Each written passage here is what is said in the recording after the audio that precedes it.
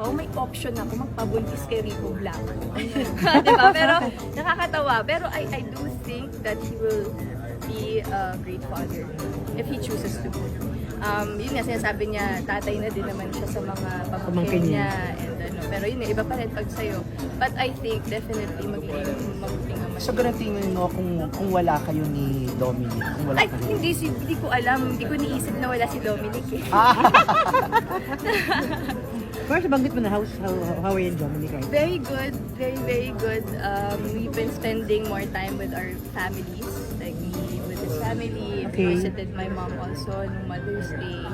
So, I think it's going very, very well. Sobrang saya ko. Parang hindi pa ako naging ganito kasaya. Ever. So, nakikita mo na pag nagtagal pa yan, pwede mag-level up Sana. Pinipray ko yun. Siyempre, hindi naman tayo yun nga. Hindi tayo pumapasok sa relasyon para lang. Naghahanap tayo ng kasama sa buhay, ng partner, di ba? Ng matinong tao. And grabe, kung kilala nyo lang talaga kung sino talaga si Dom. Napakabuti, napakabait, napaka-family oriented, God-fearing. I think sobrang perfect. And I think he will be a good father. So we can see swerte ka. Swerte talaga. Lagi ko kung sinasabi yun sa mga post ko na ang swerte ko talaga. Pag siniswerte ka nga naman, yun talaga yung nafe-feel ko. Talagang nag-thank you talaga ako kay Lord. As in, minsan pag nakatingin ako sa kanya, napapa-thank you Lord na lang talaga ako. Kasi, wow, grabe, hindi ko in-expect na at 30, almost 30 this year, makakahanap pa ako ng sobrang tino, sobrang bait. Sobrang ka naman yun.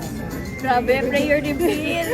Last question na lang po. Tingin ko naman, Mars, swerte naman din siya sa'yo. Ano, sorry? Swerte din naman siya sa'yo. Oy, thank you. Gusto ko naman din isipin yun. Pero I'm doing my best. Sabi ko nga parang, ayoko sabihin.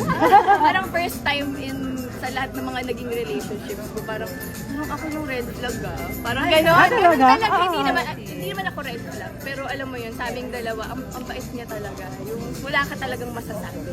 Baby mo na ba bago kasal? Ano ba ko siya? Pwede ba? Pwede gano'n, bago Okay lang ako. open ka. Okay lang, walang problema sa Kay akin. Dominic, Sabi ko pwede nga, naman. Oo naman.